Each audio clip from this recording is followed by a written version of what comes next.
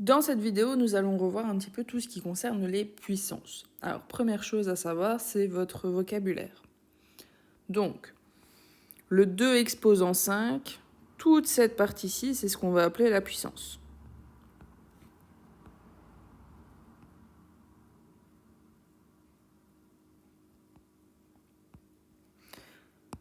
Le petit nombre qui est en exposant, donc le 5, c'est ce qu'on va appeler l'exposant.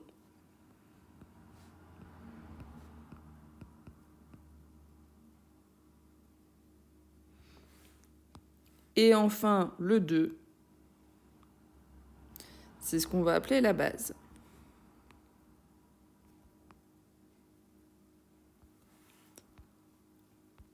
Pour calculer la puissance d'un nombre, rien de très compliqué. On regarde notre base et notre exposant. Notre exposant indique combien de fois la base doit être multipliée par elle-même. Donc ici, elle doit être multipliée 5 fois par elle-même. Donc 1, 2, 3, 4 et 5. Donc ici, je retrouve bien 5 fois le facteur 2. Ensuite, on calcule 2 fois 2, 4, fois 2, 8, fois 2, 16, fois 2, 32. Pour calculer une puissance d'un nombre entier, on applique la règle qu'on a vue juste avant. Donc, notre exposant indique toujours le nombre de fois que la base doit être multipliée par elle-même. Donc ici, je sais que je dois avoir 3 fois le facteur 2. Donc, 1, 2, 3. Ce qui me donne 8. Même chose ici, le 3 exposant 4. 3, 3, 3, 3. Je le retrouve bien 4 fois, ça me donne 81. Ici, attention que ce n'est pas le facteur 3 ou 2, c'est le facteur moins 3 qui doit être 3 fois. Donc, moins 3 fois moins 3 fois moins 3. Ce qui me donne, attention, moins 27. Pourquoi ? Parce que ici, j'ai 3 fois un nombre négatif. Ensuite, en dessous, on procède comme au-dessus, sauf qu'ici, on doit le retrouver 4 fois.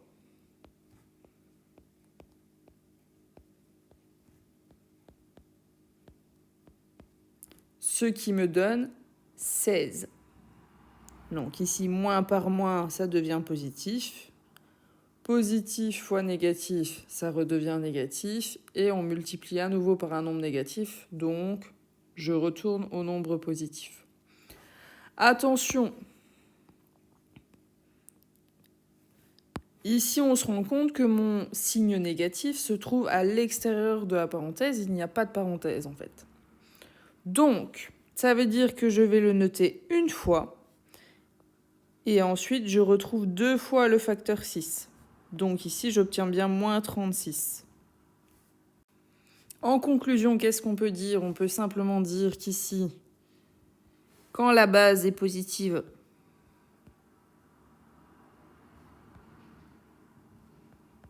dans ce cas-là, ma réponse est toujours positive.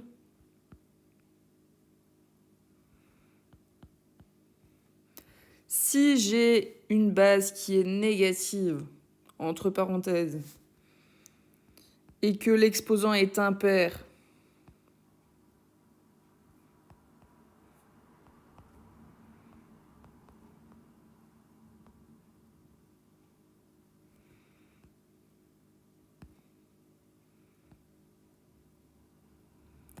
dans ce cas-là, ma réponse est négative.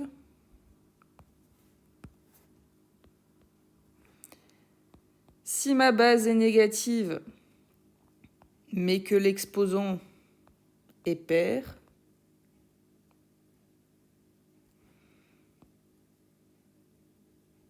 dans ce cas-là, ma réponse est positive.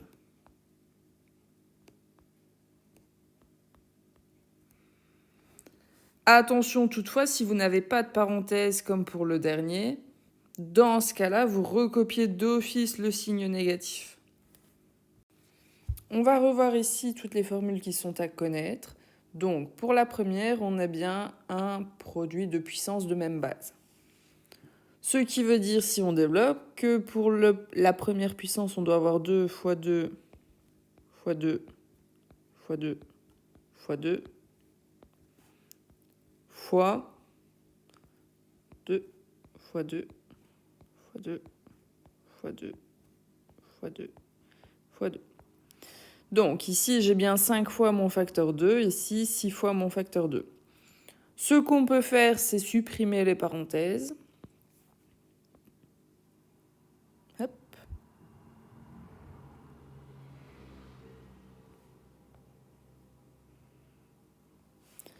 Et compter le nombre de fois de facteur 2 qu'on a.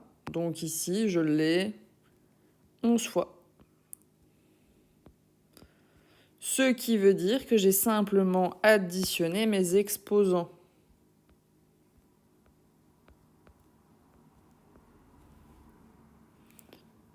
Pour la deuxième formule, on doit avoir 2 exposants 3, 5 fois. Donc 2 exposants 3, on sait que c'est 2 fois 2 fois 2, et ça, je dois le recopier 5 fois.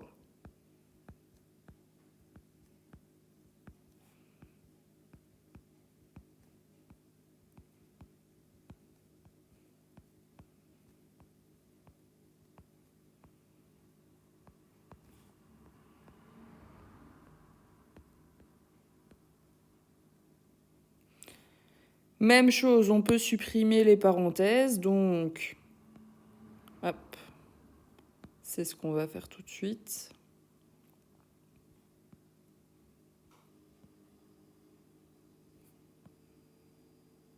Et on compte le nombre de facteurs 2 qu'on a. Ici, on en a 15. Donc, je peux écrire mon calcul sous forme d'une puissance qui sera 2 exposant 15. Donc, au final, qu'est-ce qu'on a fait avec les exposants? On les a multipliés. Dernière formule. Ici, même principe, on devrait avoir 2 fois 5, 3 fois.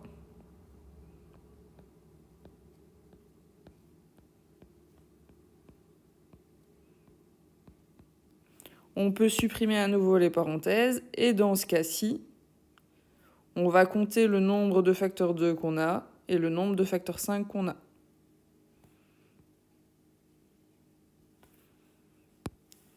J'ai 3 fois le facteur 2, donc je peux écrire 2 exposant 3. Et 3 fois le facteur 5, donc on peut écrire 5 exposant 3. Donc ici, qu'est-ce qu'on a fait au niveau de l'exposant? On l'a simplement distribué au facteur 2 et au facteur 5. Dernière partie du chapitre, on va voir tout ce qui est puissance de 10 et notation scientifique. Alors, pour les puissances de 10, c'est très simple. Vous avez par exemple le 10 exposant 2, ce sera égal à 100. Donc l'exposant ici nous indique le nombre de zéros qu'il y a après le chiffre 1. 10 exposant 6, ce sera 1 million. Donc on rajoute 6 zéros derrière. Pour les exposants qui sont négatifs, exemple 10 exposant moins 2, ça vous indique le nombre de chiffres qu'il y a après la virgule. Donc 0,01.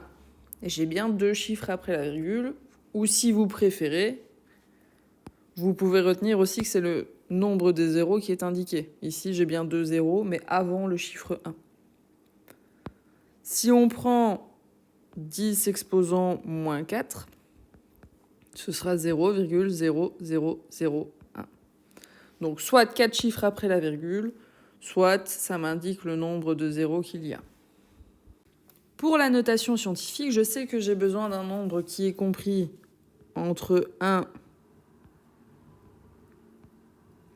et 10, qu'on va multiplier par une puissance de 10. Donc, ici, j'ai mon 1,2 milliard. Je dois avoir un nombre qui est compris toujours entre 1 et 10. Donc, 1,2. Ça veut dire que je place ma virgule ici. Initialement, ma virgule était placée ici, mais on ne la note pas étant donné qu'on a un nombre entier. Je vais regarder de combien de rangs je décale ma virgule. Je la décale 1, 2, 3, 4, 5, 6, 7, 8, 9. Et ici, je la décale vers la gauche. Ce qui veut dire que mon exposant sera positif. Et donc, ce sera 10 exposant 9. Même chose pour celui qui est en dessous, malgré qu'il y ait une virgule. Je sais que je dois avoir un nombre qui est compris entre 1 et 10 toujours. Donc ma virgule, je vais la placer ici, 2,36, etc. Donc, je note mon nombre. Je sais que je décale à nouveau ma virgule vers la gauche, et cette fois-ci de 2 rangs. Donc 10 exposant 2.